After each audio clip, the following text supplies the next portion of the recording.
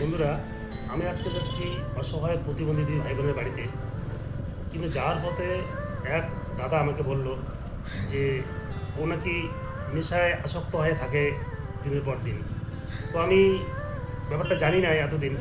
তো আজকে দেখি আমি কতটুকু ওকে আমি করতে পারি যাতে নেশা না করে, তার জন্য আমি চেষ্টা করব। যে সংসারে কচু পাতা খেয়ে দিন কাটাতে হচ্ছে, সে ভাই যদি নেশা করে তাহলে সে সংসার কীভাবে চলতে পারে। তা আপনারা দেখুন বিস্তারিত।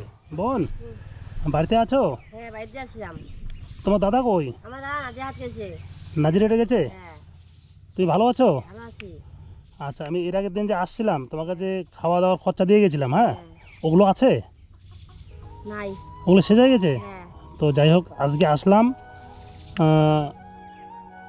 একটা কারণে। আমি আজকে লোক নিয়ে আসছি, হ্যাঁ, মানে তোমার বাড়িতে যে কারেন্টটা নেবো না, হ্যাঁ। কারেন্ট নেওয়ার জন্য আমার লোক নিয়ে আসছি। হুম। তো তোমার পিসিমার সঙ্গে তুমি কথা বলেছো? পিসিমার সাথে কথা কইছি, আমার দাদা আছে না, হ্যাঁ। আমার দাদা কইছিলাম। তোমার দাদারে বলছি না? তোমার দাদা কি বলছিল, কারেন্টটা দিবে? হ্যাঁ, ওখানে নিয়েও কইছি। ও মানে নিতে বলছে তো? হ্যাঁ। তাহলে আমি তার তোর এনে লাইনটি দিয়ে দিই। ওরা কি মাসে মাসে টাকা দেওয়া লাগবে ওদেরকে বলছিল? আমি তো টাকা পাইয়াম না। আচ্ছা, তাহলে আমি তোমার দাদার সঙ্গে কথা বলি। হ্যাঁ, আমি আজকে লোক নিয়ে আসি। হ্যাঁ, হুম। ইলেকট্রিকের লোক নিয়ে আসি। আমার নাই, আমার বৌদি আছে। তোমার বৌদি আর তোমার কি পিসিমা আছে তো? হ্যাঁ, পিসিমা আছে। আচ্ছা, তোমার পিসিমার সঙ্গে আমি কথা বলে হুম। মানে লাইনটা তোমার ব্যবস্থা করে দেই। হ্যাঁ, দিও। আর ওই যে তোমার যে বাথরুমটা, হ্যাঁ, হুম। তোমার বাথরুমটা মানে এখানে লোক, মানে তুমি আমাকে লোক দাও যে এখানে কোন লোকটা এই কাজগুলো করে আর কি। ঠিক আছে, কোথায় কাজ ওই যে।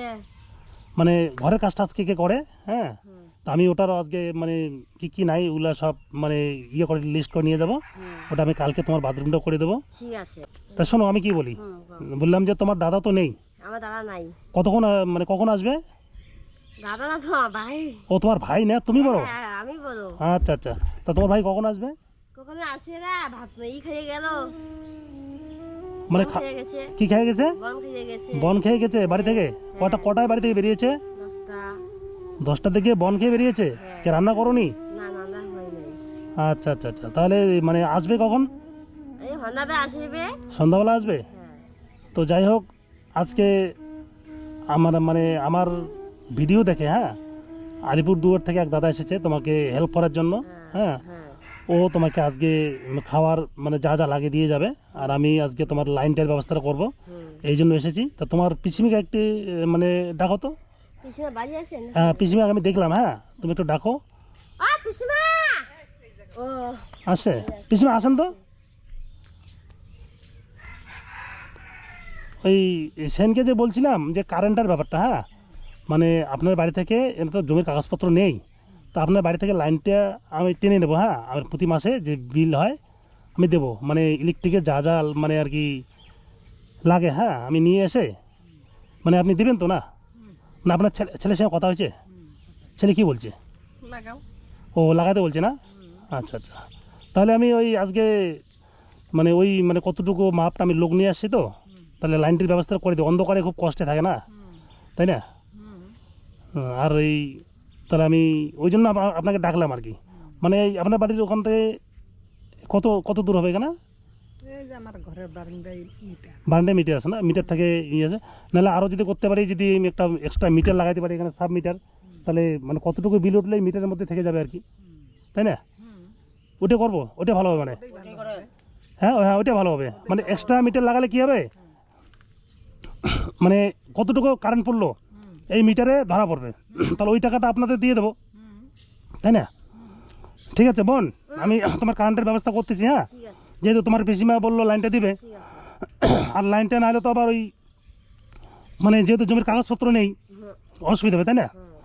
ঠিক আছে, আমি ওই বাথরুমটার ব্যাপারে কথা বলতেছি। ঠিক আছে। বোন, তো আমি তো তোমার কতটুকু তার লাগে, হ্যাঁ, হ্যাঁ, সব কিছু দেখলাম। হ্যাঁ, ঠিক আছে। আজকে তো যে আকাশ মানে বৃষ্টি এখনই আসবে, তো আমি দোকানে গেলাম। দোকানে গিয়ে তো একটা খারাপ খবর শুনলাম পিসিমা। আপনাকে বলছি যে এর যে ভাই, আমি তো এর আগে প্রচুর হেল্প করছি, গাড়িটাও আমি দিয়েছি, তারপরে যে কারেন্টটা আমি সব ব্যবস্থা করলাম। তো আজকে এক দোকানদার দাদা আমাকে যা বললো আর কি, ও নাকি নেশা টেশা করে। তো আমি এত হেল্প করছি, তাই না, মানে প্রতি মাসে আসছি, ওর গাড়িটা দিলাম, ইলেকট্রিকটার ব্যবস্থা করলাম, বাথরুমটা করে দেওয়ার জন্য আমি লোক করছি আর কি।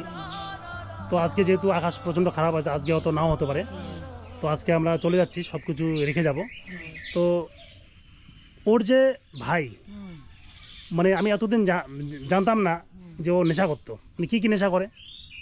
সিগারেট কোনোটাই বাপ না, সব কিছু হ্যাঁ, মদ কো, গাঞ্জা কো, বিড়ি কো, সবগুলো। সব কিছু নেশা করে না? তাহলে এতদিন তো আমি জানতাম না। যাই হোক, আজকে শুনলাম। আমি ও যেহেতু বাড়িতে নেই, আমি ওর দেখা করব। প্রয়োজনে যদি ও নেশা করে, আমি আর কোনোদিন আসবো না। আমার হেল্প করা এখান থেকে বন্ধ হয়ে যাবে।